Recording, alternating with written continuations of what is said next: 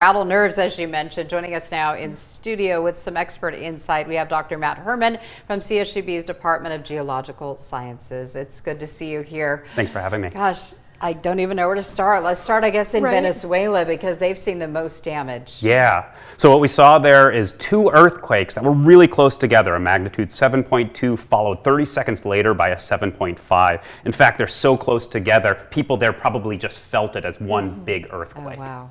And it's just amazing because you think of 7.2 to 7.5, that's a little growth. It's really exponentially larger, right? Exactly. So what we're looking at is something like a factor of 3, maybe even 4 times bigger. It's just, I'm getting chills thinking about it being 30 seconds apart.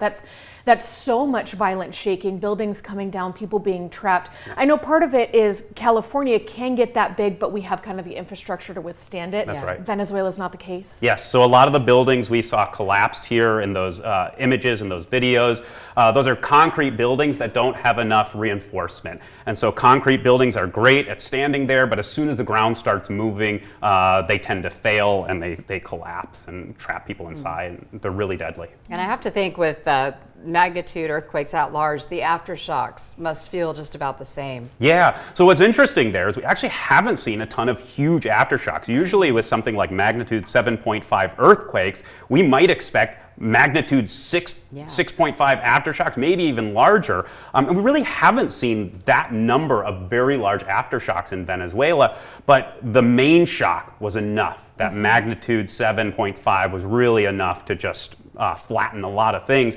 And a lot of the images we're seeing is from the eastern side of the earthquake. As rescue crews and the government gets further west towards where the earthquake actually happened, we're going to see even more intense effects. How sad. And then, of course, people are immediately asking, are these related? Mendocino yesterday, Japan along the Ring of Fire as well, now Venezuela? Yeah, so these are really far apart globally. Yeah. There are some ways earthquakes can trigger each other remotely. It's hard to say right now whether that was the case. My initial suspicion would be not, that this just happened to be randomly several earthquakes on the same day that were significant.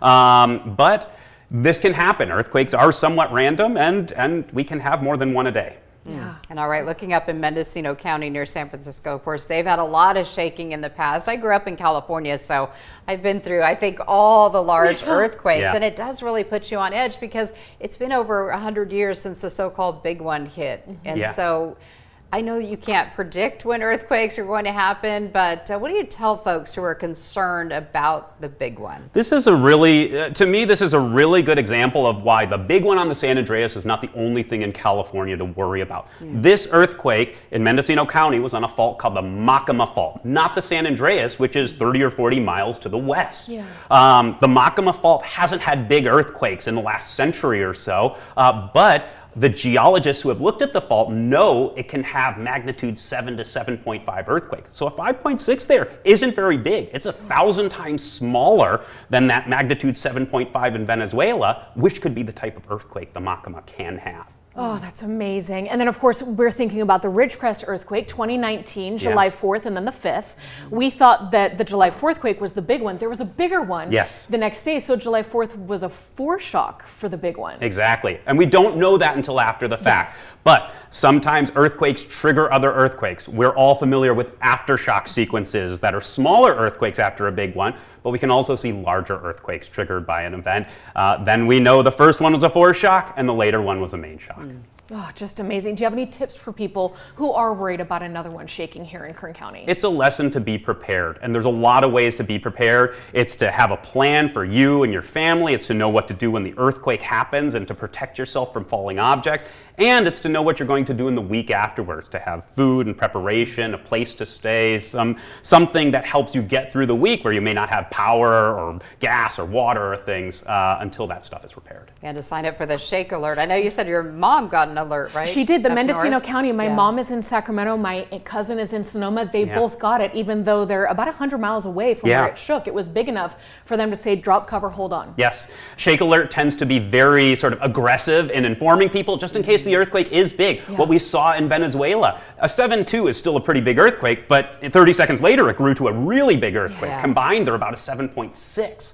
And so Shake Alert tends to be very aggressive in informing you just in case that scenario happens. Yeah, that's good though. Get your attention. You only have a couple minutes warning, but it's the best we've had. Couple seconds, yes. Couple seconds. Yeah. Did I say minutes? Yes. Seconds. Yeah. Seconds warning. Yeah. Yeah. Thank you, Dr. Herman. We love your insight and thank you for helping kind of localize it for us too. Yeah. Thank you for having me. Thank you so much. Yeah. We appreciate your time. Yeah, thanks. All right, and stay with us. We'll be right back.